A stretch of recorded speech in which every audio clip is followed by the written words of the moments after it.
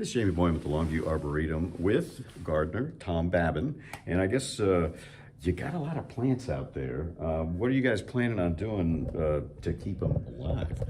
Well, we're going to take a look at it first thing tomorrow morning. I know everybody says we ought to be out there right now, but we get a lot of community service help on Saturday mornings.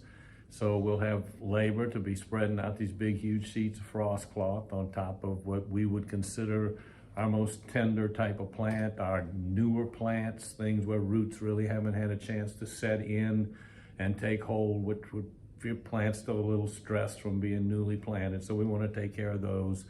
Things like your gardenias, you know, some of your hybrid gardenias don't take to the cold real well. Some of the more hybrid plants that have been built to handle colder weather now, but we don't have that many of those. So we'll be looking at covering up a lot of stuff. Yeah, and I guess trying to do that today would be an absolute nightmare. Yeah, and the wind today with 20, 25 mile an hour winds out there with just one or two people, it would just be a lesson in futility, let's just say, to try to get that frost cloth down.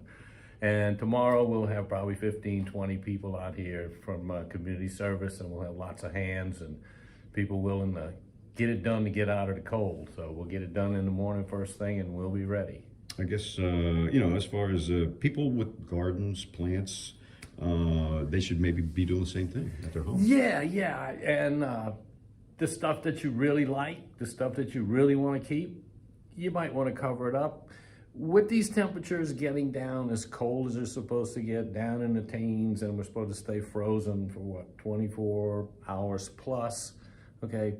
Sheets, frost cloth, it's gonna help you some, but don't be disappointed when the freeze is over and you remove the frost cloth and you see some cold damage, because there's not that big of a temperature differential with those cloths.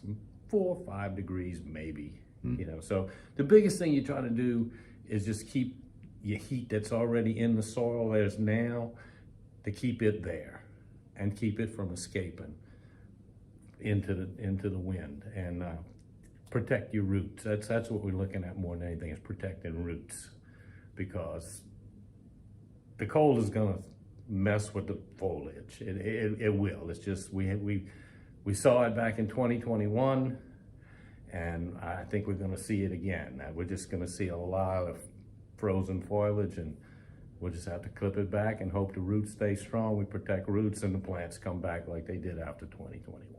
Yeah, okay. So there's, you know, with the wind like it is right now, that's cooling the ground down pretty quickly. Yeah, the wind is that's not helping us at all. The wind is not being our friend right now as far as getting the cooling, like you say, of the ground temperatures down.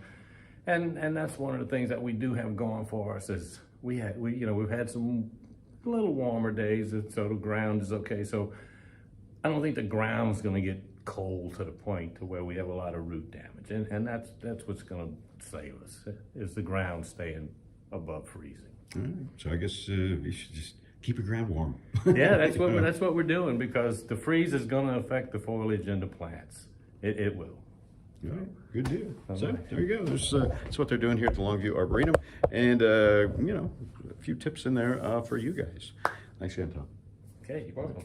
We'll have more later on KLTV 7 News and KLTV.com. He's got stuff to do. You gotta go. All right.